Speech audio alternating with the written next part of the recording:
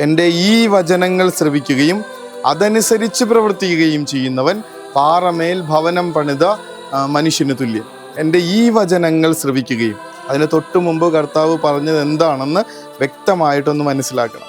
കർത്താവെ കർത്താവെ എന്ന് വിളിക്കുന്നവനല്ല, എൻ്റെ സ്വർഗസ്ഥനായ പിതാവിൻ്റെ ഇഷ്ടം നിറവേറ്റുന്നവനാണ് സ്വർഗരാജ്യത്തിൽ പ്രവേശിക്കുക.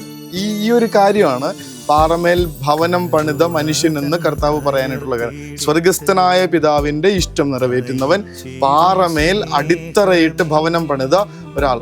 അതായത് ദൈവത്തിൻ്റെ ഇഷ്ടം അനുസരിച്ച് കുടുംബം പണിയാനായിട്ട് പറയും. നമ്മുടെ കുടുംബം ഇന്ന് ഒരുമിച്ചിരിക്കുന്ന ഈ നേരത്തെ ഒന്ന് ആലോചിച്ച് നോക്കിയേ. കർത്താവിൻ്റെ ഇഷ്ടത്തിനനുസരിച്ചാണോ ഭവനം പണിത്? കർത്താവിൻ്റെ ഇഷ്ടത്തിനനുസരിച്ചാണോ ഭവനത്തിൽ ഓരോന്നും നടക്കണേ? കർത്താവിൻ്റെ ഇഷ്ടത്തിനനുസരിച്ചാണോ എൻ്റെ ജീവിതം മുന്നോട്ട് പോകാനായിട്ടുള്ള പ്രാർത്ഥനകൾ ഞാൻ സമർപ്പിക്കണേ? അതല്ലെങ്കിൽ അടുത്ത വരി പറയുന്നുണ്ട്, അതനുസരിക്കാത്തവൻ മണൽപ്പുറത്ത് ഭവനം പണിത മനുഷ്യന് തുല്യം. മഴ പെയ്തു, വെള്ളപ്പൊക്കമുണ്ടായി, കാറ്റൂതി, അത് ഭവനത്തിന്മേൽ ആഞ്ഞടിച്ചു, അത് വീണുപോയി, അതിൻ്റെ വീഴ്ച വലുതായിരുന്നു. ദൈവത്തിൻ്റെ ഇഷ്ടത്തിനനുസരിച്ച് ഈ കുടുംബം മുന്നോട്ട് കൊണ്ടുപോകാൻ കർത്താവേ നീ പറയണതനുസരിച്ച് അങ്ങോട്ടുമില്ല ഇങ്ങോട്ടുമില്ല